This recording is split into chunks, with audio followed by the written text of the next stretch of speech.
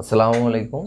আজকে আমরা শিখব গড়, কিভাবে গড় বা স্বাভাবিক সংখ্যার গড় নির্ণয় করে আমরা আজকে দেখি।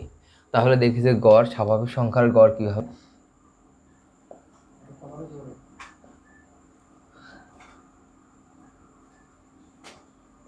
স্বাভাবিক সংখ্যার গড় সমান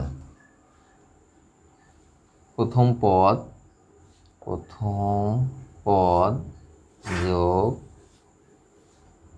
শেষ পদ বাই 2।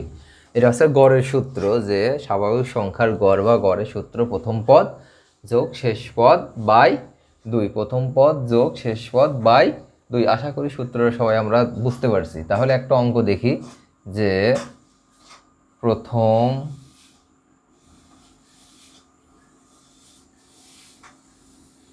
দশটি স্বাভাবিক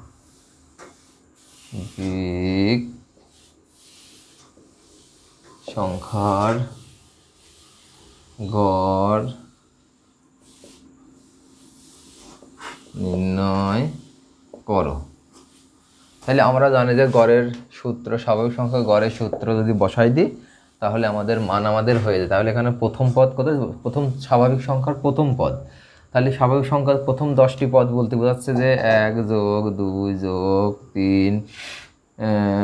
3 যোগ 4 যোগ এরকম ডট ডট ডট ডট করে 10 পর্যন্ত। তাহলে বুঝতে পারছি প্রথম পদ হচ্ছে 1 আর শেষ পদ হচ্ছে 10। তাহলে এখানে যদি আমরা বসাই দিই, প্রথম পদ হচ্ছে 1 যোগ 10 বাই 2, তাহলে এখান থেকে হয় আমাদের 10 আর 1 11 বাই 2 ইকুয়াল টু 5.50। আশা করি সবাই বুঝতে পারছো। তাহলে এসে আমরা আর একটা অঙ্ক দেখি, যে 0 হতে 49 পর্যন্ত ক্রমিক সংখ্যার গড় কত। তাহলে হচ্ছে স্বাভাবিক সংখ্যার বা ক্রমিক সংখ্যার গড়। আমরা দেখছি যে গড়ের সূত্র আছে প্রথম পদ যোগ শেষ পদ বাই 2। তাহলে এখান থেকে আমাদের প্রথম পদ হচ্ছে যেহেতু 0, তাহলে প্রথম পদ হচ্ছে 0 যোগ শেষ পদ হচ্ছে 49 আর নিচে হচ্ছে সূত্রের 2। তাহলে এখান থেকে আমাদের যদি কাটাকাটি করি বা যোগ করি, তাহলে 49 ভাগ 2 সমান হচ্ছে 24.50। তাহলে আমরা সবাই আশা করি বুঝতে পারছি। এখানে আরেকটা অঙ্ক দেখা যাচ্ছে 3 নম্বরে, যে 1 5 9 ডট ডট 81 ধারাটির গড় কত। তা আমরা আগে জানি যে ধারাটির গড় বা স্বাভাবিক সংখ্যার গড় বা ক্রমিক সংখ্যার গড়, এই সূত্র আছে প্রথম পদ যোগ শেষ পদ বাই 2। তাহলে এখান থেকে দেখা যাচ্ছে প্রথম পদ হচ্ছে 1 যোগ সূত্রের যোগ, তারপরে শেষ পদ হচ্ছে 81 বাই 2